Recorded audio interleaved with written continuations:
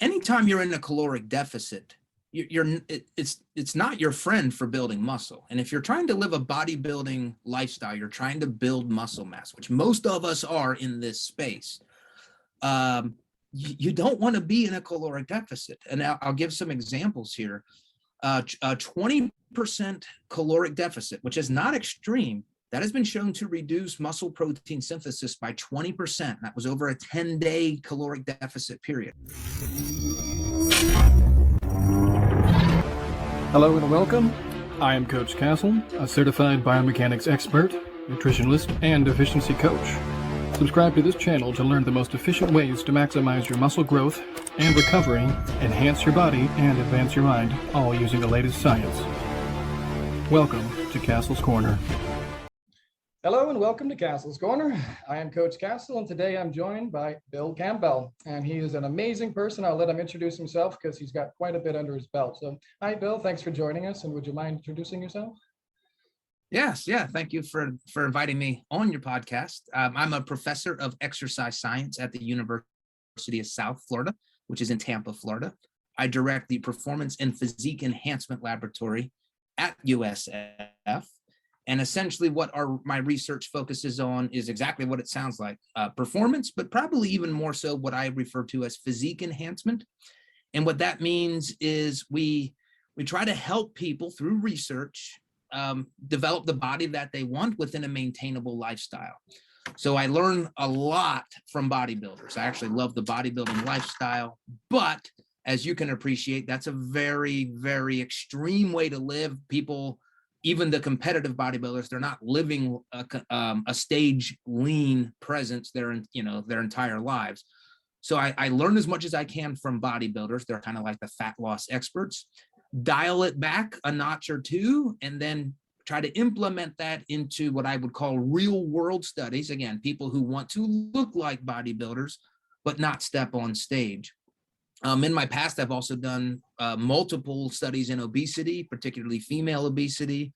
And our research also helps an obese population, but it does assume a fitness lifestyle. So everything that we do always involves resistance training, some type of diet or dietary supplement to improve one's physique. Well, I mean, I know all about that. I actually want to take a second, plug your book for you, your sports nutrition book. I hope you guys can all see that.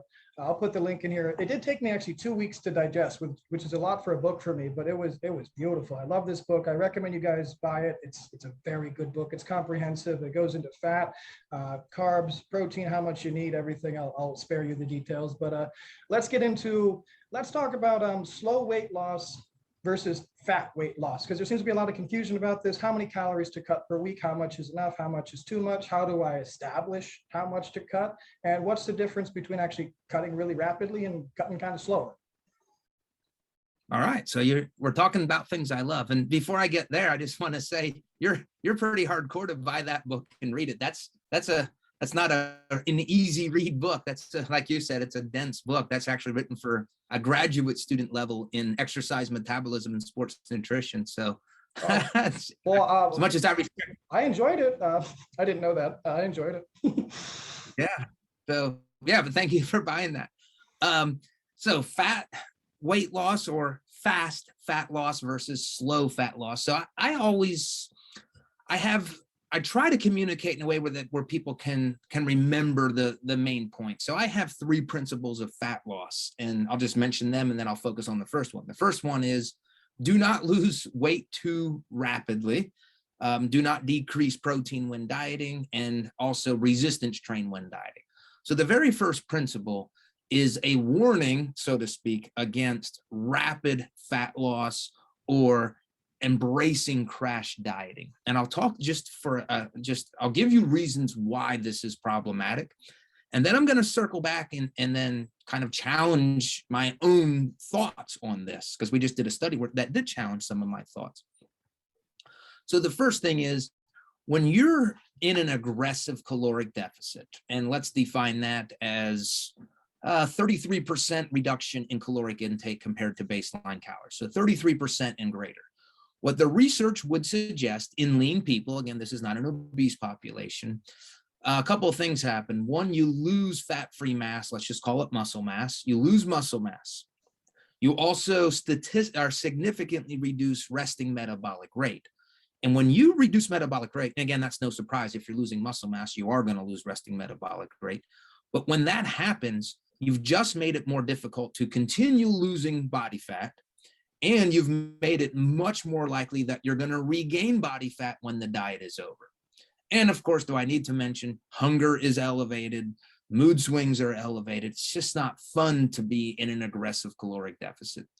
So if I were to just encapsulate everything under one theme, you've made it very difficult to maintain the progress that you made when you embrace these. So what our lab has done a couple studies on, and also including some of the literature that I've analyzed, I've come up with a maximal rate of fat loss, and that is 1% of your body weight per week.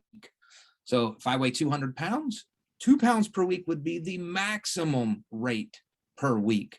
Now, some people, and again, if you're 125 pounds, that's, about 2.5 pounds every 2 weeks. So that doesn't seem like a lot. And some people would say that's not nearly fast enough. But if you just look at this from a realistic, and I'll use that word, a realistic time perspective, if I were to do that, in 1 year, I've lost a quarter of my body weight. I would be probably in the hospital of being underweight at just losing 1% of my body weight per week. So if you actually investigate this, you can't possibly even lose that for a long period of time. So that is plenty aggressive. So I always want to tell people, take a long-term approach with your fat loss plan. It is not a sprint. And when you make it a sprint, you will pay the consequences. At least that's what the research says. Lose muscle mass, suppress metabolic rate, and more likely going to develop some non-optimal eating patterns as well. So I think that makes it relatively easy. 1% per week is a good goal.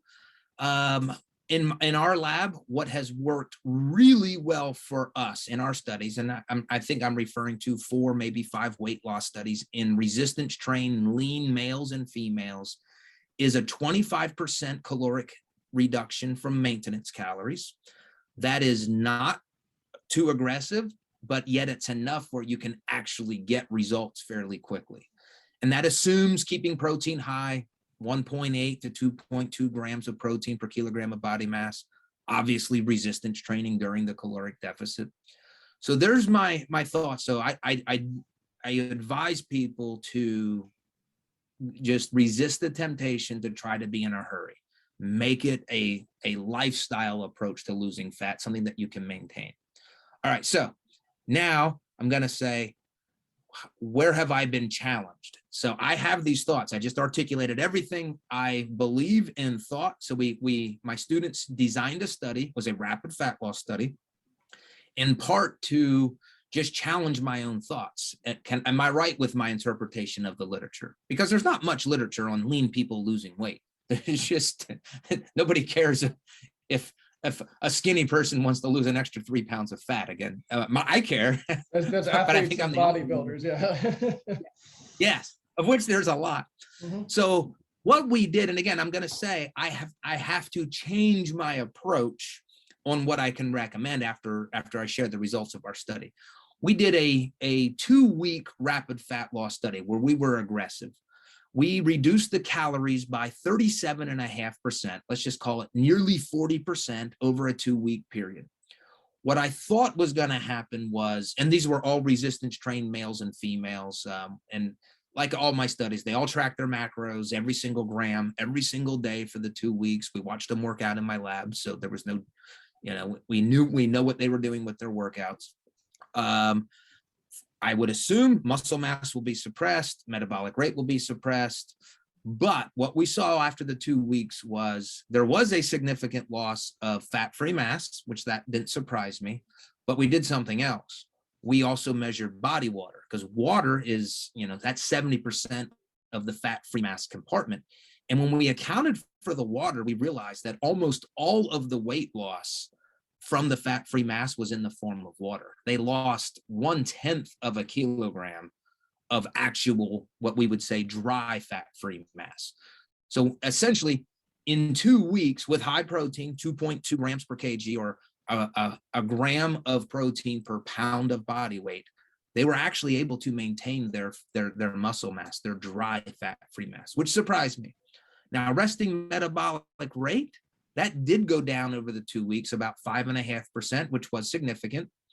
The thing about resting metabolic rate, it looks like there's 2 phases to that. The first one is acute, and that just follows your food. If you lower your calories, your metabolic rate's going to go down. If you increase your calories, your metabolic rate will go up shortly. That's not permanent.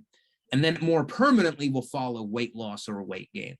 So I now would say, if you are going to embrace a rapid fat loss approach, which is something that I don't recommend, but if you're going to, it would seem that as long as it's very short term, again, 2 weeks in our study, and as long as protein is kept high, as long as you have a pretty intensive resistance training program, all of the damage that, or all of the negative consequences that exist in all of the other studies that were longer, they don't seem to manifest within 2 weeks. And in that same study, we had another 2 weeks where our subjects could do whatever they wanted. On average, they continued to diet, but only at 15%. And they had gained back all of their dry fat-free mass, resting metabolic rate returned nearly to baseline levels. I think it was still 2% reduced. So there's my kind of my evolution of don't do it, but now I can say, but if you're not going to listen to me, here would be the way that you should do it. So, I mean, if I could just summarize that last bit, it sounds like you just basically kept the protein very high. They were already, let's just say, athletic. They were already experienced at resistance training. They continued to resistance train, I assume, as normal, like nothing. Yes, exactly. Yeah, we did not change their program. Exactly. Okay. In terms of volume, in terms of intensity. Now, the only thing we had to change was they worked out in my lab. So if they had some piece of equipment, let's say for, I don't know, hamstrings, we still had them do the same number of sets, the same intensity on hamstrings. They just had to use my machines rather than something that they may have used. So essentially no change. Just out of curiosity, I don't think you probably tested this, but do you, because I think that would there be a difference, you think, if they were doing high intensity, as in basically triggering all type 3 muscle fibers, 1, 2, and 3, using a maximum or whatever, 90% load, as compared to doing high intensity, but only using like 50, 60% of the load? Would there be a difference, do you think, in muscle lost? Because one case you'd be fully stimulating all of the muscle, and in the other case, you'd only be stimulating 2 of the muscle fiber types. As long as they were going to near failure, I don't think we would have seen a difference. My concern, though, would be in a near 40% deficit to have to load, to have those heavy weights. I just wonder how much psychologically people would be at a disadvantage. And again, I'm not an exercise psychologist at all. It's just, it would be a question that I would have. No, it would be definitely a lack of wanting to do it, a difficulty actually getting there mentally. I would agree, because when you're cutting, you still have to train hard, and it's hard. I mean, mentally, it's difficult. You just look at the numbers and you say, okay, well, I have to get 8 somehow, you know? But anyways, sorry, keep going, sorry. No, that's it. That was just those are my thoughts on the whole fast versus slower fat loss rates. So in summary, basically, if you're going to be losing fat, the best way to go about losing fat would be aiming, depending on your body weight, for roughly 1% of your fat, of your total body weight per week. Or another good way to be looking at it essentially is shoot for, like, half a pound, a pound and a half per week, depending on your body weight. Now, just a reminder, guys, I mean, you took a lot of time to put this fat on. It does take time to take it off slowly. You have to be training, I don't want to say heavy, but with high intensity, high effort. You must be going close to failure so you can preserve your muscle mass. And of course, when it comes to your calories, you don't just want too much of a deficit, just kind of a slight deficit. 3,500 calories is a pound, guys. I tell most people to aim for a 500 calorie deficit a day. Pretty simple way to go about doing it, honestly. So in 7 days, that'll be a pound a week for most people. But anyways, let's, if I got that right, did I get all that right? Yeah, I think that's, I tend to, the 3,500 is true for fat, but that assumes that 100% of weight loss is coming from fat, which that's utopic. And I will say, at least in our lab, when protein's high in your resistance training, we keep about 90% or more is lost from body fat. So it can be done. You just have to make sure that you're training hard, as we already mentioned, and keeping protein high. Yeah, and I would say, just with all of my own clients, I mean, this is the exact protocol we follow anyways. I mean, protein keeps you feeling full as it is. It's, I mean, et cetera. You do have to have enough carbohydrates for muscle sparing, but that's more of a, caloric kind of partitioning than anything. But again, it's the same thing, slow and low, about a pound a week. Take your time, high resistance trainings. It's just kind of how it works. It should be common sense nowadays, but it's not. Well, actually, on that note, on calories for cutting, actually, would you mind sharing your thoughts on the so-called cutting and bulking? You have to eat a whole bunch of food, and then you have to train really hard for a couple of months, and then you have to deprive yourself, severely cut your calories, do a ton of cardio, lift weights faster for a couple of months, etc. What are your thoughts on that? Good strategy or bad strategy? Well, I think it would depend on the individual. I would be cautious. I would not defend it as a good strategy. There would have to be exceptions to the rule. Well, let me approach it from this, and I don't think a lot of people appreciate this. Anytime you're in a caloric deficit, it's not your friend for building muscle. And if you're trying to live a bodybuilding lifestyle, you're trying to build muscle mass, which most of us are in this space. You don't want to be in a caloric deficit. And I'll give some examples here. 20% caloric deficit, which is not extreme, that has been shown to reduce muscle protein synthesis by 20%. That was over a 10-day caloric deficit period. Another study, same group, a 20% caloric deficit significantly increased muscle protein breakdown by 60%. So there's two studies taking the cellular processes of building muscle in the opposite directions. Another negative cellular, or actually we'll call this one a systemic negative outcome of dieting, is anabolic resistance. This has been shown in males. This is where your growth hormone, once it's released, it typically, much of that will stimulate the production of IGF-1, which is a very anabolic hormone in the liver.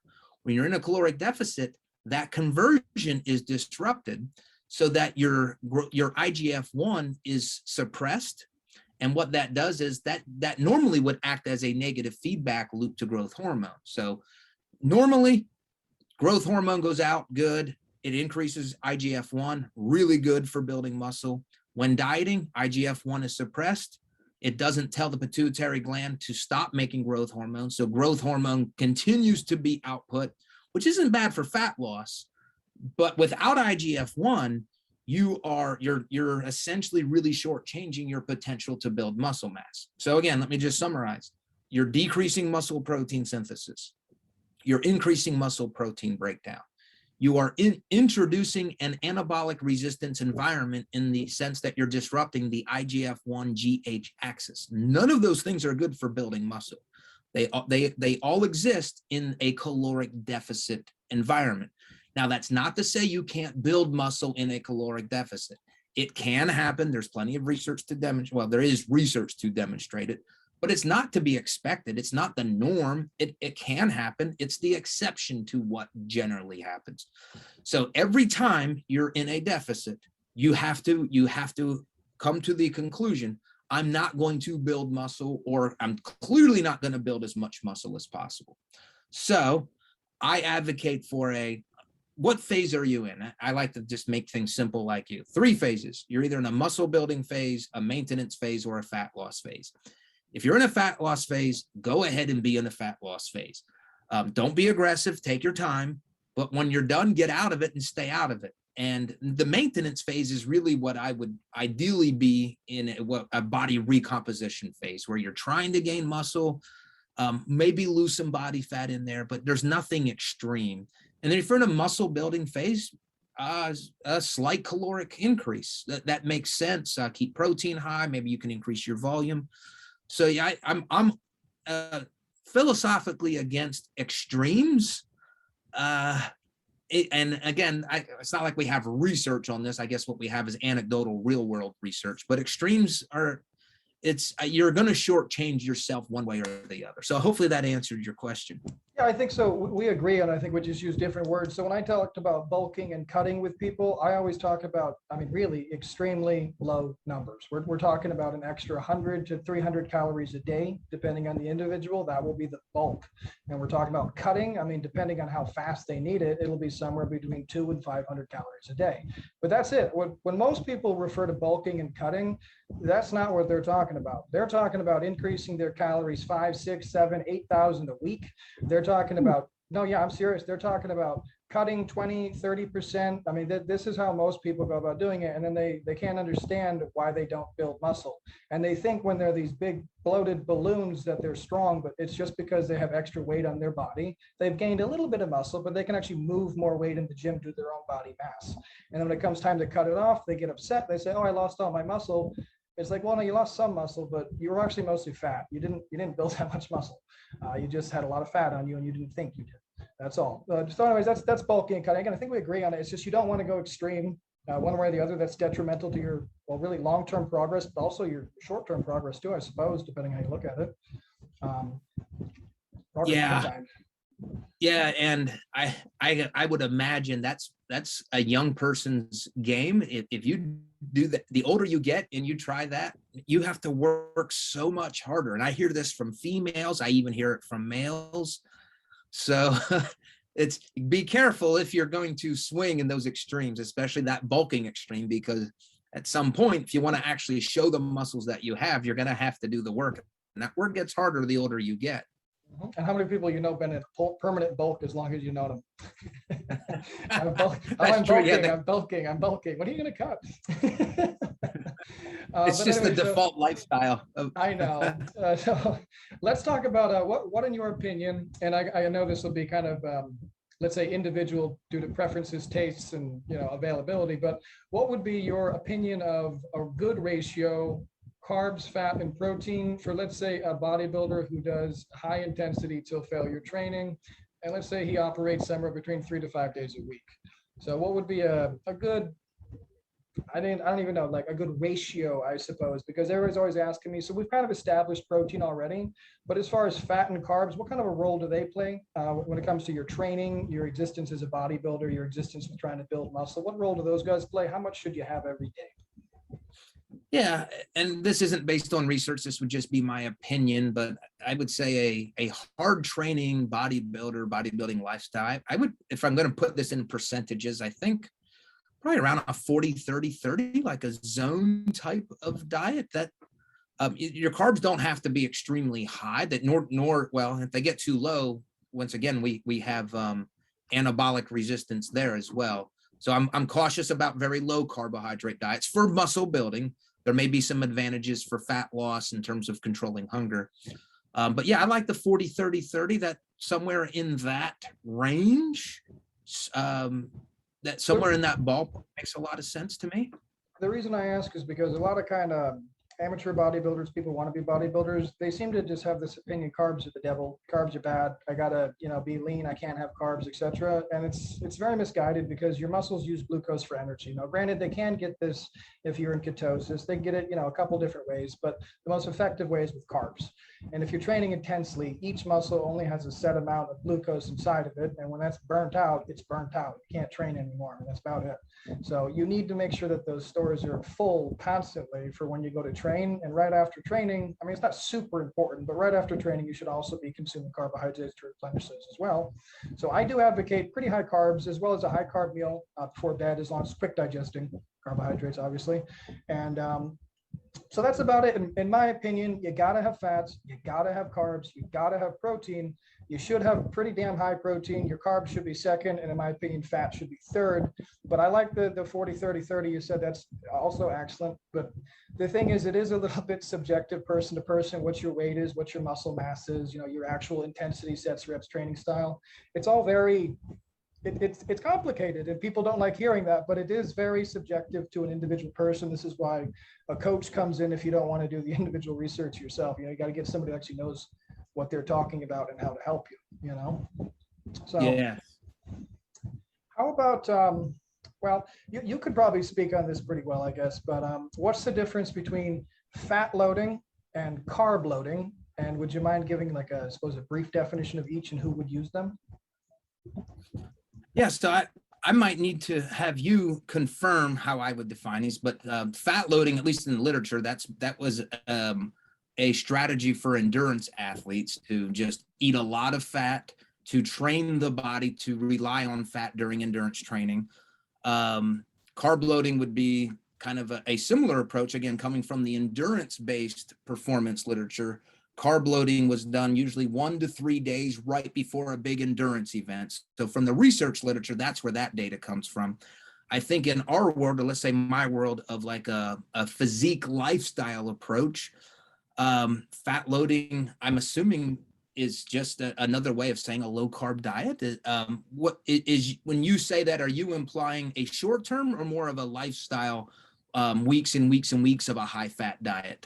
I should have been specific, I suppose. I was specifically speaking long-term with the fat loading, because some people do that. I suppose you actually could even go and call that keto, because I know some people do keto for that purpose. They just keep their fat really high to prioritize the mobilization of fat, the using of fat for energy. But again, you kind of covered it. It's for endurance people, long distance runners, I would say long distance hikers, even people in very, very cold environments where, like Alaska, where they're exerting a lot of energy. They have ridiculously high fat contents. I mean, you wouldn't believe how much fat they consume. Places like that. So that's good for fat loading. Swimmers as well, to a degree, if they're swimming long distances. There's been several people, very long distances, they did fat loading prior to that. It was very effective. Carbohydrate loading, I suppose I should be specific with this as well. There's a couple ways you could go about doing it. You could do carbohydrate loading following a depletion, trying to make your muscles pop for a bodybuilding show. They call that, the supercompensation effect, which to my knowledge doesn't actually exist anymore. Actually, I think that's actually been disproven, unless I'm wrong. You could get the same effect without depleting your muscles and then getting the carbs again. You would just keep going basically without doing that. But that's one way to do it. Another way to do it would be literally preparing yourself for a competition, as you said, 1 to 3 days, I think even up to 5 days prior, basically just eating a whole bunch of carbs, but they'd be the slow digesting kind. And then there's also carb cycling, which is carb cycling diets. I'm sure you know about those. Well, let's just speak about carb cycling, because I think I covered the other two. Sorry. You want to talk about carb cycling? Yeah. So we did a study on what we called a carbohydrate refeed, and that was a diet study. And what we did was we had 2 groups of people. These were resistance trained males and females. And I think some people had referred to this as carb cycling. But essentially, one group went on a 7-week diet, and they dieted every single day. They never changed their diet status. They did have high protein, 1.8 grams of protein per kilogram of body weight. The other group, we instituted, again, what we called a carbohydrate refeed, what others would call a carb cycle. And Monday through Friday, they were dieting. On the weekends, we took their calories back to maintenance, all in the form of carbohydrates. So they really had a lot more carbs on the weekend. During the week, though, they were in a 35% caloric deficit, because on the weekends, it was 100% of their maintenance. So on average, it was a 25% caloric deficit, just like the other group. So at the end of the 7 weeks, and by the way, we had them track every gram of carbs, protein, and fat throughout the whole study. We watched every set, every rep in my lab. At the end of the 7 weeks, the group that did the carbohydrate refeeds actually outperformed the other group in terms of dry fat-free mass, and they also had more favorable outcomes with metabolic rate. So let me just, in 1 minute, describe. Did they lose more fat? No. Did they lose more body weight? No. Actually, I'm talking statistically speaking. So about the same with fat loss. But the group that went on the 7-week diet without any type of carbohydrate refeed or any type of carb cycling, they lost twice as much dry fat-free mass. And again, the reason I say dry, that means we measured their water and then we basically took that out, because when you're manipulating carbs, that has a lot of impact on the amount of water that also gets drawn into the muscle. So 1 gram of carbs will also carry with it 3 grams of water in glycogen. So we wanted to be very careful about controlling for that. So that's why we took water out of our equation when we measured dry fat-free mass. So yes, the refeed group did lose some dry fat-free mass, but it was significantly less than the other group. And not surprisingly, they also lost less, or they had less of a suppression of their metabolic rate. The group that did the linear diet, never taking a break, never doing a carb cycling, they lost like 80 calories per day. The other group only lost 40 calories per day. So it did seem like the carb cycling group, again, in a dieting environment, so this wasn't at maintenance, they had some advantages in terms of protecting their fat, their muscle mass, their fat-free mass, and then directly their resting metabolic rate. I would think, I mean, you didn't discuss this, I know, but I mean, I would also think that the group that got the, I don't want to call it a weekend break, but the heavier carbs on the weekend, they probably did a lot better with training. They were probably in a much better mood, I would think. I mean, they even probably slept better.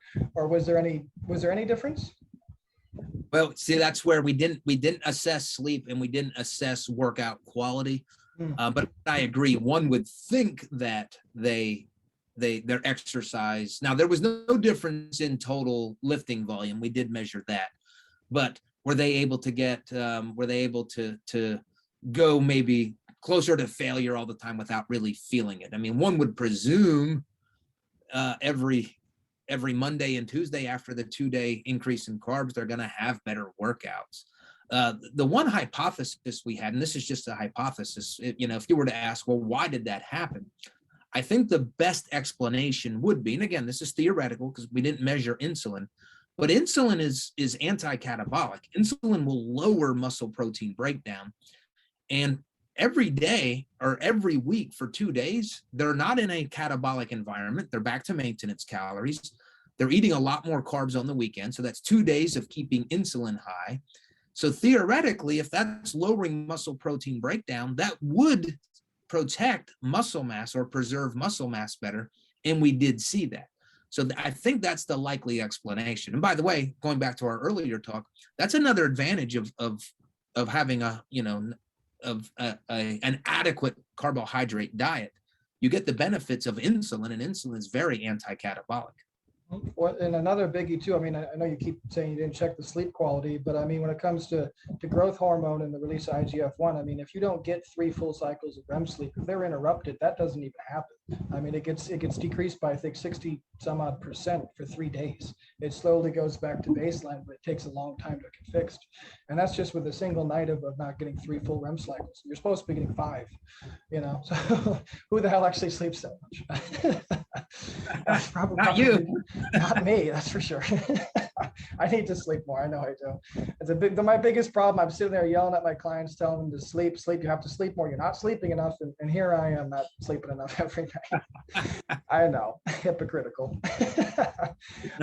Okay, so let me see here. So if I may, do you have any thoughts on differences in protein? Which proteins are best? From what I know, and I mean, please give me new information if you have it, but I do believe that anabolic-wise, the actual digestibility, bioavailability, etc., it's whey and whole eggs are at the top, I think, and everything else is a little bit below it. Or am I wrong about that? There's definitely, when they compared whole eggs versus let's say egg whites, there was a better muscle protein synthetic score. Whey protein, and I like whey protein.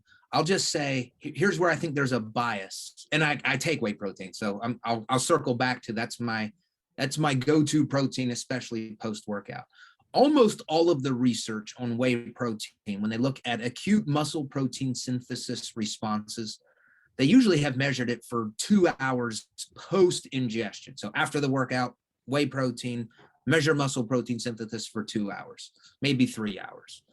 It just so happens when they compare that to casein protein, or in some cases soy protein, that's really putting whey in the best possible light, because whey protein is very fast digesting. So here's I'm aware of one study where they compared whey versus casein. But instead of 2 hours, they actually measured muscle protein synthesis for 6 hours after ingestion. The first 3 hours, not surprisingly, whey protein was better than casein. But from hours 3 to 6, probably not surprisingly, casein outperformed the whey protein. And when they looked at the total 6-hour response, there was no difference in total muscle protein synthesis. So I look at that and I say, as long as your protein is a high quality source, whether that be beef, chicken, fish, whey, casein, I'm always going to go with, what do you like, and do that. Because again, I'm big on this lifestyle. And I'm basing that on the one study that says, whey protein, when it's elongated, it's better early, not as good late. So I start with your total daily should be high quality. And I also, again, post-workout, I like whey. I tend to use casein in the morning and before bed because it makes me feel fuller. I don't know if it's giving me any advantage taking it at those times, but I do like the feeling of fullness. Whey protein doesn't have as much of an impact on my satiety. So those are my thoughts. I tend not to get into those weeds as much, and I could be wrong, but that's just where I land. What do you, if you like, I like chicken. One, I'm cheap and chicken's cheap. So I eat a ton of chicken. I don't feel like I'm shortchanging my anabolic adaptations by not eating fish or beef. That's just my take. My thing is, I'm just anybody who knows me, I'm a very picky person, and I'm very efficiency based because, I mean, again, you don't actually know how long you will have to do anything. So you want to do the best possible. I mean, that's why I know about biomechanics. That's why I know about the things I know about, because I want the best possible thing for the best possible results. And I mean, but I would generally agree with you. Just real quick, for those of you who don't know what casein is, it's a slow digesting protein. It just clumps in your stomach. So it takes somewhere between 10 and 12 hours to digest. It does help you feel full for longer, especially if you take it before bed. I take it before bed as well, because otherwise I will wake up in the middle of the night hungry if I don't do that. I always will if I don't take casein before bed. I always have. So I do. And but as far as the protein itself, I think if it's a protein you like and you can stick to it, stick to it. The only thing I would kind of advocate against is I don't want you guys coming at me saying I'm eating all of these nuts and this tofu, because that I would not consider that to be good protein. Nuts that are so high in fat. I mean, you get so many calories from those. You can't have it as a meal. Tofu, I mean, I'm not going to get into that, but I do not consider that to be a good protein. But any other protein, like you said, beef, chicken, fish, any kind, etc., I'm all for it. I personally just like eggs, whey, and beef, but that is a personal preference. A little bit of research that I've seen on it concluding that those are good, but again, they could be disproven at any moment. I just personally like them because they're easy to eat in a lot of different ways. And I think I'm chickened out after like 14 years of chicken. I switched to beef. I got tired of it. I might go back, who knows?